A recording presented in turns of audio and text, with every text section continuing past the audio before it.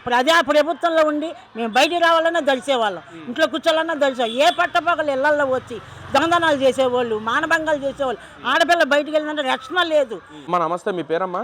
నా పేరు బి రేణుక అండి, అమ్మ ఏం వైస్ వైఫ్ నండి. అమ్మ ఏంటమ్మా ఈ 20 నెలల కాలం అవుతుంది పరిపాలన మొదలయ్యి, అసలు ఎలా ఉందమ్మా పరిపాలన, ఎలా ఉంది అసలు? బాగుందండి. ఈ పరిపాలన వచ్చిన కాడి నుంచి ఆడవాళ్ళు కూడాను బాగుంది ఈ పరిపాలన అని మెచ్చుకుంటున్నారు.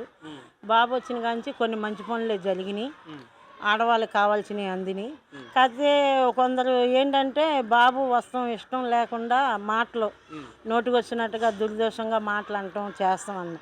అసలు ఆడవాళ్ళని పట్టి జగన్మోహన్ రెడ్డి నోటికి వచ్చినట్టుగా అది ఇస్తాం ఇది ఇస్తాం అని మమ్మల్ని ముందు దోసుకొని వెళ్ళాడు, కానీ మాకు ఏది చేసింది లేదు.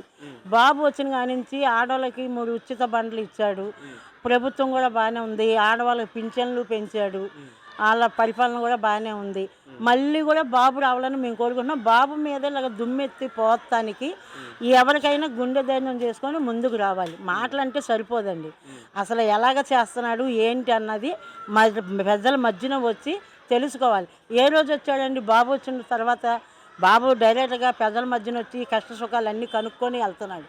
అదే జగన్మోహన్ రెడ్డి ప్రజల మధ్యన వచ్చి అమ్మ మీకు ఎలాగుంది ఏంటని మాకు వచ్చి ఏ రోజైనా మా కష్టం సుఖం తెలుసుకొని మా పరిపాలన ఎలాగుందని ఒక్కరోజైనా మమ్మల్ని వచ్చారంట జగన్మోహన్ రెడ్డి.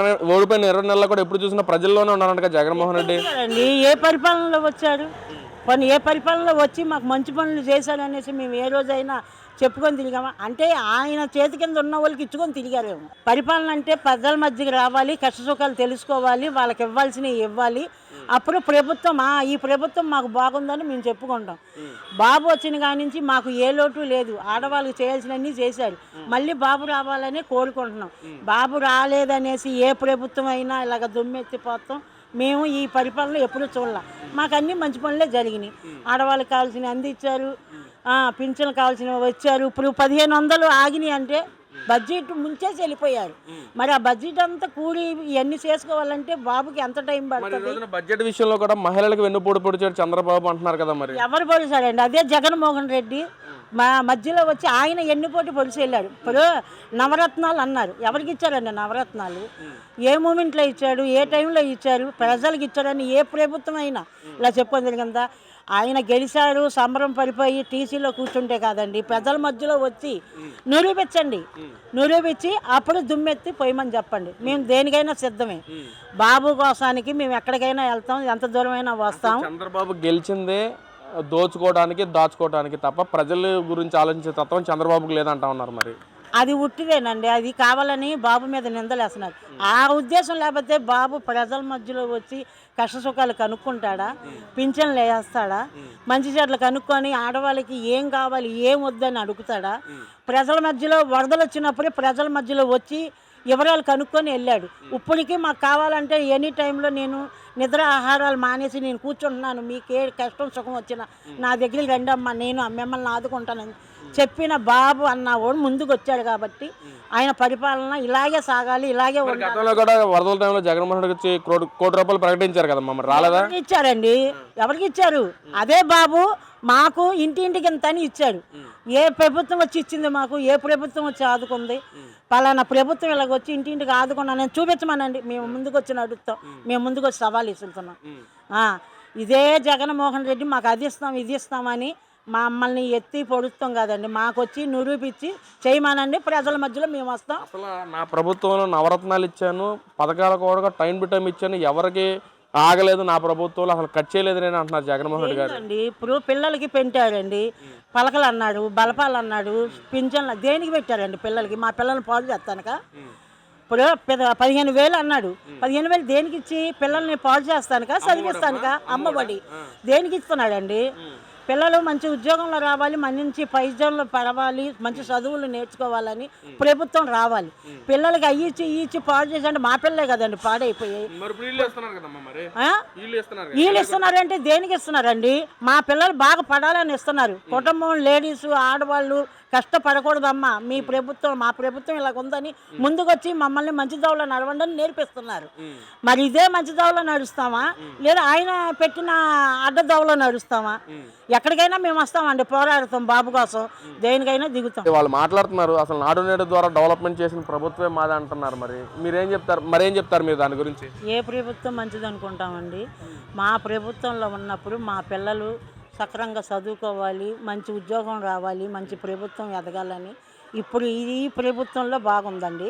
జగన్మోహన్ రెడ్డి ఉన్న ప్రభుత్వంలో దేనికండి అన్నీ నేను అది ఇచ్చానని నుంచొని ఆయన ఫోటోలు దిగి నా ప్రభుత్వం ఇలాగుందనేసి పిల్లల్ని ఇచ్చేస్తాం కదండి. పిల్లల్ని కృషి చేయాలంటే బాబులాగా వచ్చి మంచి క్వాలిటీ ఇచ్చి మంచి ప్రభుత్వం మాది అని నడిపించి ప్రయోజనం చేసి మీ పిల్లలమ్మ ఇలా బాగుంటున్నారని.